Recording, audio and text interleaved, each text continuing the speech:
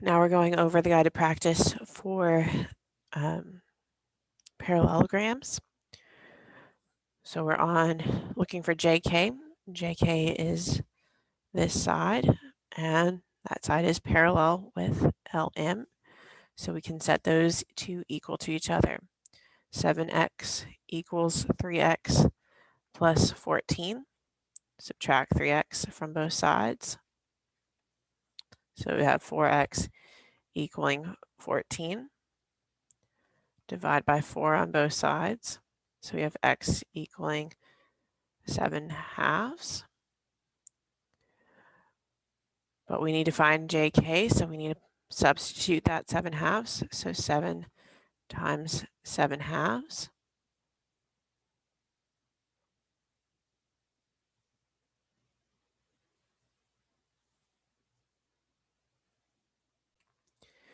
So when we multiply 7 times 7/2,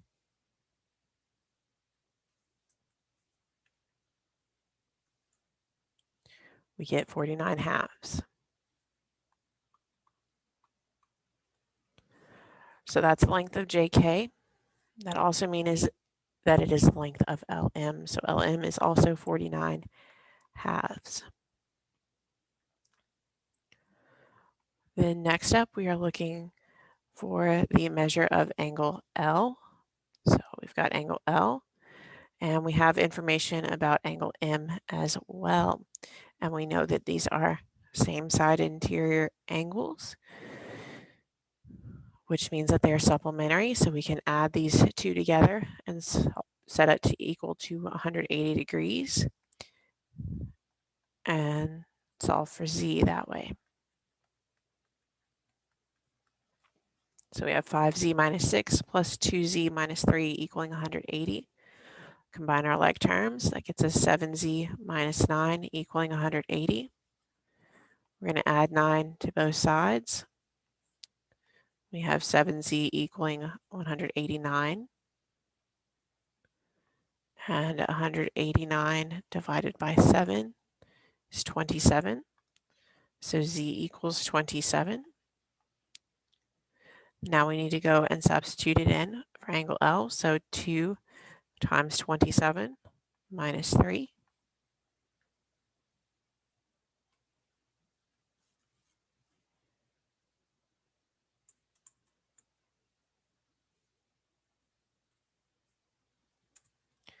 We get 51 degrees.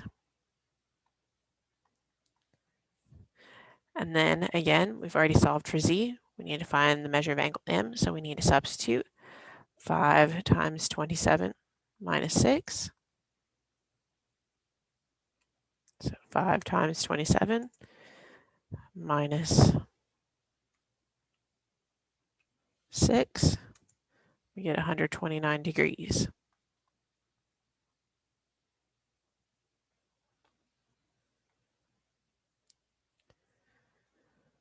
Our next set, we want to determine if each quadrilateral must be a parallelogram and justify your answer.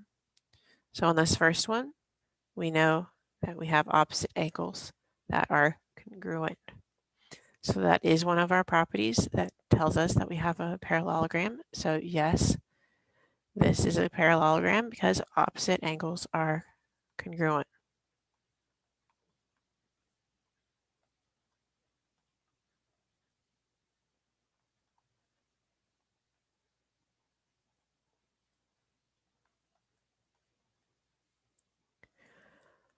Number 6, we have one set of opposite sides congruent and one diagonal that's getting bisected. So diagonals being bisected is a thing, but we only have one diagonal being bisected. Opposite sides being congruent is another reason why these would be a parallelogram, but we only have one set of opposite sides being congruent. So this is not a parallelogram, and you can either put, because we only have one set of opposite sides congruent, or we have only one diagonal being bisected.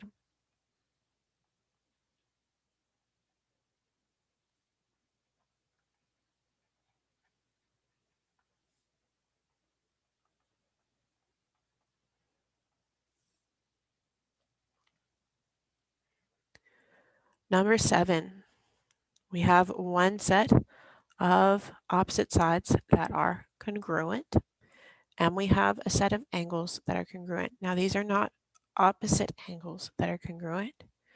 They are, however, alternate interior angles that are congruent. And remember, when you have alternate interior angles that are congruent, you have a set of sides that are parallel. And this side are parallel. So that set of sides is both parallel and congruent. And that's one of our properties, is that one set of opposite sides is both parallel and congruent.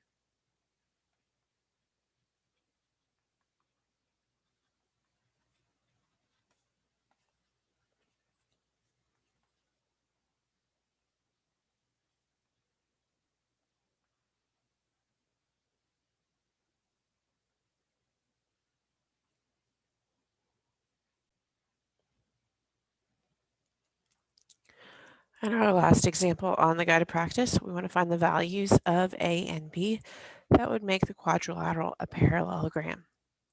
So we have 3 things that have A in it and 1 that has a B. So we're going to deal with A first. And we have opposite sides that are congruent. So 2A plus 6 equals 3A minus 10. And we're going to solve for A.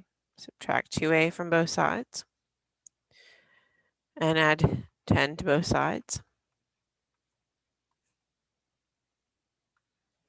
So we have 16 equaling A.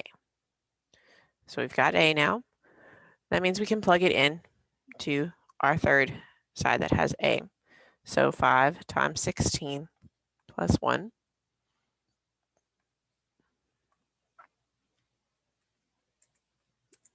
is 81. Now we have opposite sides that we can deal with. So 6B minus 3 equals 81. We're going to add 3 to both sides. And 6B equals 84. We're going to divide by 6 on both sides. So we have 14.